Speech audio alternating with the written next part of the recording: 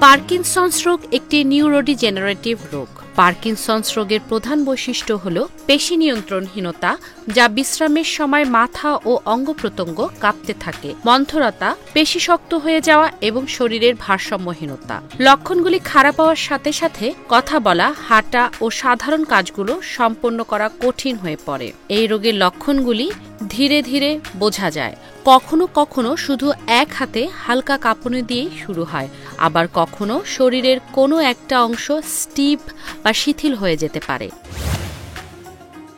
সাধারণত মধ্যবয়স্ক বা বয়স্কদের এই রোগে আক্রান্ত হওয়ারই সম্ভাবনা বেশি। রোগে আক্রান্ত হওয়ার গড় বয়স ধরা যেতে পারে ৬০ বছর। নারীদের তুলনায় পুরুষরা এই রোগে বেশি আক্রান্ত হন।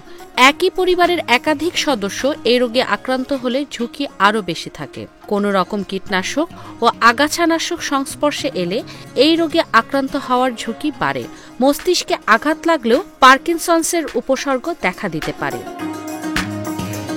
আচমকায় দেখলেন হাতের আঙ্গুল হালকা কাঁপতে শুরু করেছে, ঠিকমতো পেন বা কোনো জিনিস ধরতে পারছেন না, বা দেখছেন আপনার কোনো প্রিয়জনের হাত চালানোর গতি ধীর হয়ে গিয়েছে। এমন লক্ষণ যদি দেখেন, দেরি করবেন না, স্নায়ুরোগ বিশেষজ্ঞের পরামর্শ নিন।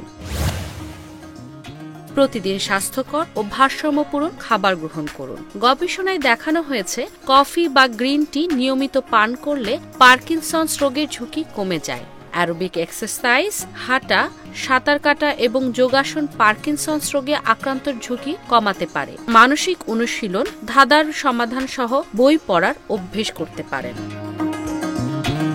বর্তমানে পার্কিনসন্স রোগের কোনো প্রতিকার নেই, তাই পার্কিনসন্সের সঙ্গে বেঁচে থাকাটাই চ্যালেঞ্জিং। বিশ্বব্যাপী প্রায় ১ কোটি মানুষ পার্কিনসন্স রোগে ভুগছেন। ওষুধ, জীবনযাত্রার পরিবর্তন বা অস্ত্রোপচারের মতো চিকিৎসার মাধ্যমে লক্ষণগুলো নিয়ন্ত্রণ করা যেতে পারে।